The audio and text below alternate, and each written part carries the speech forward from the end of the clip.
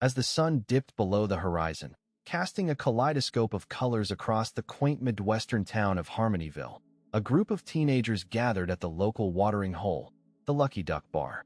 Among them was Emily Johnson, a 14-year-old with spirit as boundless as her hometown itself, and Timothy McAllister, a high school senior known for his tenacious intellect and unwavering integrity.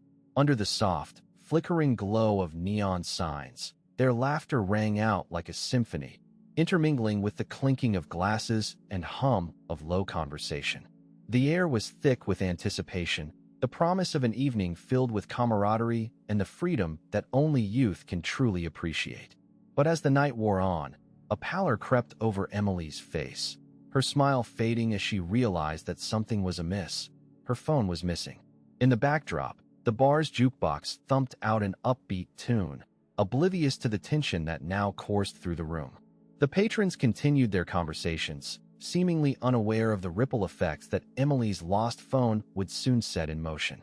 The camera captures the subtle details, the nervous glance between friends, the furrowed brow of concern on Timothy's face, and the gentle, maternal hand that Mary McAllister places protectively on her son's shoulder as he grapples with the implications of Emily's disappearing phone. As the night wore on, Timothy found himself drawn into a mission to recover Emily's lost phone, a quest that would lead him down a dark path and ultimately expose the hidden darkness beneath the idyllic facade of Harmonyville. The camera lingers on his determined gaze, capturing the fierce determination that burns within him as he resolves to uncover the truth about the phone and the enigmatic bus driver who carried the children of Harmonyville to and from school each day. In this quiet, seemingly innocuous moment, the stage is set for a tale of deceit, betrayal, and the struggle between light and darkness that lurks within the heart of every small town. The lost phone serves as a catalyst, igniting a chain reaction that will reveal the secrets hidden beneath the picturesque veneer of Harmonyville, secrets that would forever change the lives of its residents. Under the veil of Harmonyville's twilight, Timothy McAllister, a lanky figure with an earnest gaze, embarked on a solitary pursuit. The autumn leaves crunched beneath his feet, a rhythmic whisper that echoed his own determination. A sense of unease hung in the air as he scoured the town square for any sign of Emily's lost phone, a glossy black rectangular device that held the key to secrets lurking within their tight-knit community. The crisp autumn breeze carried the scent of freshly baked apple pies from the local diner, a sweet aroma that seemed incongruous with the looming sense of dread. As Timothy ventured deeper into the labyrinthine streets of Harmonyville, the shadows grew longer, the whispers of the wind more insistent. The first clue presented itself in the form of a forgotten phone call on Emily's voicemail, a strange number with an area code from a neighboring town. Timothy felt a shiver run down his spine as he listened to the muffled voice on the other end, its tone ominous and hushed. His curiosity piqued. He traced the origin of the call to a seedy motel on the outskirts of town, a place where the night seemed to swallow up any trace of light. With every step closer to the motel, the tension mounted. Timothy's heart raced like a wild stallion, his breath shallow and rapid. The streets were eerily deserted, the buildings looming over him like silent sentinels, their windows dark eyes that bore witness to secrets long held. As he stepped into the motel room, the oppressive air seemed to close in around him. A lone lamp flickered on, casting elongated shadows that danced menacingly across the worn carpet. The phone rang, its insistent tone cutting through the silence like a knife. Timothy picked it up, his hand trembling slightly as he listened to the voice on the other end.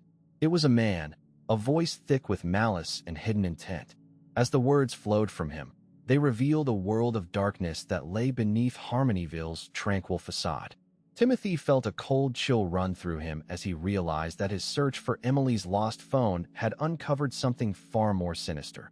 Secrets hidden within their very own community, secrets that threatened to shatter the peace of Harmonyville forever. As the sun dipped below the horizon, casting elongated shadows across Harmonyville, a sense of unease began to creep through the town. Amidst the encroaching twilight, a solitary figure emerged from the gloom. Timothy McAllister, a beacon of determination in the gathering darkness. The object of his quest was not a simple phone, but a tangled web of secrets hidden within the very heart of Harmonyville itself. The device in his hand seemed to pulsate with unspoken stories, whispering tales of clandestine calls and hidden connections that beckoned Timothy onward. His target, Arthur Jenkins, the town's seemingly amiable bus driver. Timothy had long harbored suspicions about this man, whose wide smile and ever-patient demeanor concealed a darkness that seemed to lurk just beneath the surface. As he approached the bus depot, Timothy could not shake the feeling of dread that gnawed at his core. The interior of the depot was dimly lit, save for the flickering glow of a single bulb hanging overhead. The air was thick with the scent of diesel and oil, a palpable reminder of the machinery that had long been the silent sentinels of Harmonyville's streets. Jenkins sat in the driver's seat of his bus, seemingly engrossed in a book as Timothy stepped cautiously into the depot. The driver looked up, revealing an unusually wide smile that seemed to stretch the boundaries of his face, sending a chill down Timothy's spine. It was this smile that had long been the source of his unease, a beacon of cheerfulness that belied the darkness lurking within. As Timothy approached Jenkins with the lost phone in hand, the bus driver's expression never wavered. He reached out to take the device with an air of casual nonchalance, but his eyes flashed with something darker, a flicker of panic or perhaps guilt. It was a fleeting moment, but one that Timothy would not soon forget. The bus depot fell silent as the two men faced each other, a tangible tension hanging heavy in the air. The dim light seemed to falter, casting strange shadows across the room and heightening the sense of unease that had settled over Harmonyville like a shroud. As Timothy turned to leave, Jenkins' smile widened once more, leaving him with a feeling of foreboding that would haunt him for days to come. The true nature of Arthur Jenkins remained shrouded in mystery, but one thing was certain. The quiet, seemingly idyllic town of Harmonyville harbored secrets that threatened to shatter its peaceful facade. As the nights grew colder and the shadows lengthened, it seemed as though the darkness within the town's heart was beginning to fester, poisoning the very soul of this once tranquil community. And with each new revelation, Timothy found himself drawn deeper into a world of deceit and darkness, his search for Emily's lost phone becoming an unyielding quest for truth and justice in the face of an enemy that seemed all too familiar. As the first rays of dawn painted the sky with hues of crimson and gold, the once bustling town of Harmonyville lay shrouded in a pall of apprehension. The silence that had settled over the sleepy hamlet was as heavy as the cloak of autumn fog draped across the countryside. In the heart of it all, Timothy McAllister stood at the bus stop, his breath forming small clouds in the crisp morning air. A sense of dread gnawed at him, as if something sinister lurked just beyond the reach of his senses. His heart pounded in his chest like a drum, echoing the rhythm of an unspoken alarm. As the bus approached, its familiar rumble reverberating through the quiet streets, Timothy felt a chill run down his spine. He knew that sound. It had been the soundtrack to countless mornings of laughter and camaraderie, but this morning held something ominous.